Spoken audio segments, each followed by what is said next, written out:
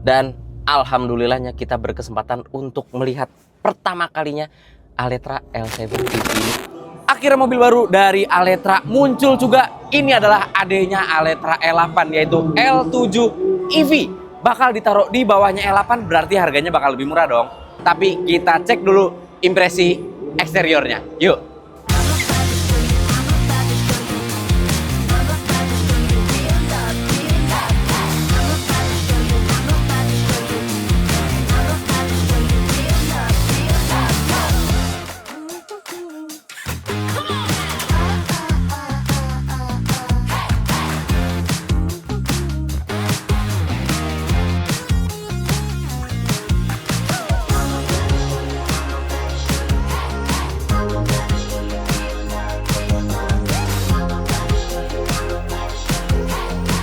Pertama yang akan kita bahas tentu dari latar belakang si Aletra L7 EV ini. Layaknya kakaknya L8 yang berbasis Geely, mobil ini juga punya basis mobilnya sendiri, yaitu dari merek Linksys. Apa itu merek Linksys? Merek Linksys sebenarnya sudah muncul waktu itu pada Gconfig.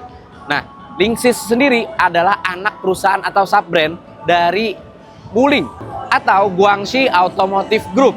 Dan Aletra L7 EV ini adalah basisnya Linksys G200 yang merupakan komersial vehicle sebenarnya. Jadi mobil niaga yang dijadikan bentuk van elektrik.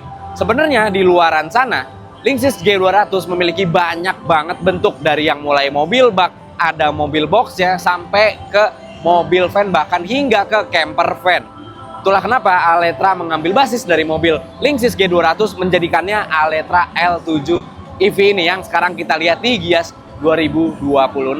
Oke, masih membahas Linksys G200 ya. Kenapa kita tahu basis mobilnya Aletra L7 EV itu dari Linksys? Karena dari lampunya yang bener-bener persis kayak Linksys G200, kelihatan banget ya.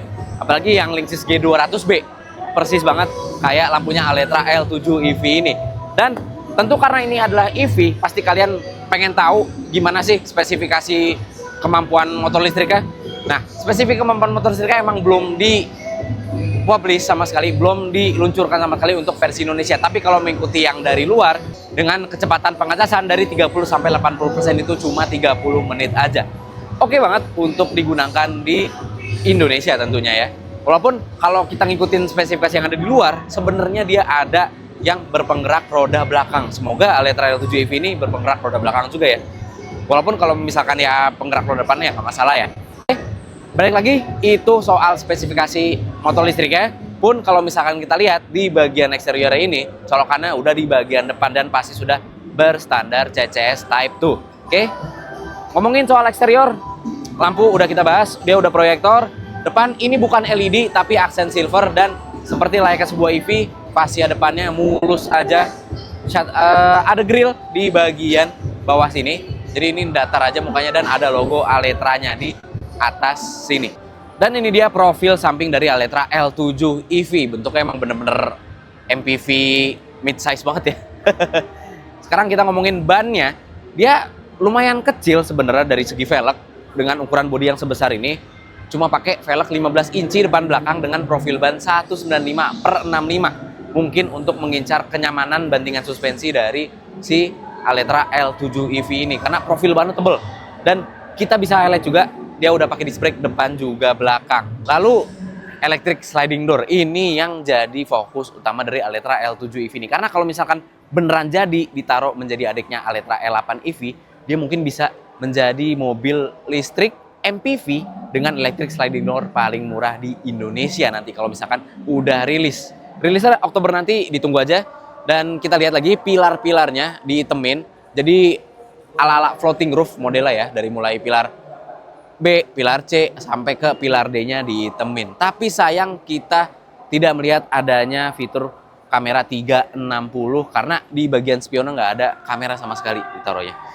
Semoga mungkin di Aletra L7 EV yang trim tingginya bakal ditaruh, karena ini van gede, butuh banget sih kalau ada kamera 360-nya. Buat parkir lumayan, buat bermanuver di jalanan sempit juga. Sekarang kita bahas bagian belakangnya. Di bagian belakang ini, aduh, emang subjektif banget sih, tapi jujur depannya udah oke, belakangnya kenapa bertumpuk-tumpuk banget ya desainnya ya. mengingatkan gua sama Hyundai Creta yang sebelum facelift. Kayak atasnya ada garis, tengahnya ada garis lagi, sini ada garis lagi, di sini ada garis yang melintang juga bentuk cembung, bawahnya ada lagi. Kenapa nggak dibikin rata aja ya? Ya, tapi lagi-lagi ini hal yang subjektif, mungkin ada yang suka, mungkin ada yang nggak suka juga. It's okay, nggak apa-apa. Bukan hal yang salah, tapi yang gua pengen bilang di sini adalah pintu bagasinya gapnya renggang banget dan nggak konsisten. Bawahnya renggang, tapi atasnya rapet. Atasnya bagus, oke, walaupun agak misplace ya di bagian bawah pilar D sampai ke pintu bagasinya agak kurang turun dikit, tapi tuh sini juga bahkan satu jari gua aja muat di bagian atas sini. So mungkin build quality-nya mesti diperhatikan lagi oleh pihak Aletra untuk L7 EV ini ke depannya. Sekarang kita lihat perlampuannya LED ya, stop lamp. Sayang sen belum bisa kita lihat nyalanya, tapi kemungkinan juga udah full LED. Kita nggak dapet rear wiper, padahal ada tempatnya. Cuma ya lagi-lagi semoga yang ditampilkan di Gias 2026 ini masih trim yang bawah, bukan trim yang paling atas. Defogger juga nggak kelihatan, tapi kita masih dapat high mount stop lamp. Oke, dan dapat rear kamera sama 2 titik parkir nih buat radar parkir. Oke, itu dari eksterior belakangnya. Dan alhamdulillahnya kita berkesempatan untuk melihat pertama kalinya Aletra L7 EV ini dari interiornya. Tapi disclaimer dulu, pertama-tama ini masih unit prototype, jadi bisa kemungkinan bakal ada upgrade dari pihak Aletranya sendiri. Tapi bisa kita lihat dari speedometernya udah full digital, layar TFT yang udah berwarna dan juga informatif, serta head unitnya yang lebar. Nah ini kalau kita pencet-pencet tuh udah intuitif ya, nah, kan keren. Terus di bawahnya masih ada tombol untuk pengaturan climate control fisik, bukan sentuh-sentuh layar, jadi tidak mendistraksi. Enak buat nyetir tetap ya. Nah, di bawahnya ada kompartemen penyimpanan terbuka. Oke. Terus kita masih dapat tombol sliding door sama electric parking brake secara fisik, bukan lagi-lagi sentuh dari layar. Lanjut lagi, jadi secara keseluruhan ya, bisa kita bayangkan garis besar dari interior Aletra L7 EV yang bakal meluncur nanti Oktober, sekaligus pembukaan HQ Aletra di Alam Sutra. Bentar, berisik. Kita tutup dulu electric power sliding door-nya. Adalah bagian dari kehidupan. Idih, udah ada tombolnya di pilar B, jadi nggak perlu capek-capek ngeraih ke belakang. Nggak usah begitu, di Aletra L7 EV tinggal pencet tombol. Sik juga ya. Terus ini impresi pertama kita memasuki Aletra L7 EV. Tentu headroom lebih lega daripada kakaknya L8 EV, dan legroom lega, bisa main futsal ini. Tuh kan, rata lantainya juga. Jadi bisa tenang-tenangan sama penumpang samping. Ih, bisa selonjoran lagi. Wow. Tuh. Terus untuk armrestnya sendiri itu ada steppingnya ya, jadi bisa dinaik turunin sesuai reclining kursi kalian. Ya, secara garis besar, walaupun ini masih berstatus prototype, mungkin akan ada upgrade ke depannya. Ini dia baris kedua Aletra L7 EV. Dan inget, ini mobil listrik yang baterainya tuh di bawah, tapi lantainya nggak tinggi. Jadi paha kita tetap kesupport tuh sama kursinya. Tuh ya. Buat selonjoran tuh masih enak, pahanya masih ketopang sama kursinya. Nggak duduk ala-ala dingklik. Sekarang kita coba baris ketiganya, ini kita majuin dulu. Nah, tuh ya. Oke, baris kedua masih muat. Oke, sekarang kita ke baris ketiganya. Yang masih proper banget buat orang dewasa. Tuh, paha masih ketopang, legroom masih ada, per-peran lah sama penumpang baris kedua ya. Tempat kompartemen penyimpanan masih ada, seat belt 3 titik juga masih ada. Tuh ya, pegangan pun sampai ke baris ketiga. Walaupun emang di baris ketiga ini ya sebenarnya kalau misalkan mau dimuat-muatin bisa 3 orang, cuma kita sarankan 2 orang aja. Ya. Oke, jadi ini dia impresi baris ketiga dari Aletra L7 EV. Oh iya, sama satu lagi nih bocoran aja.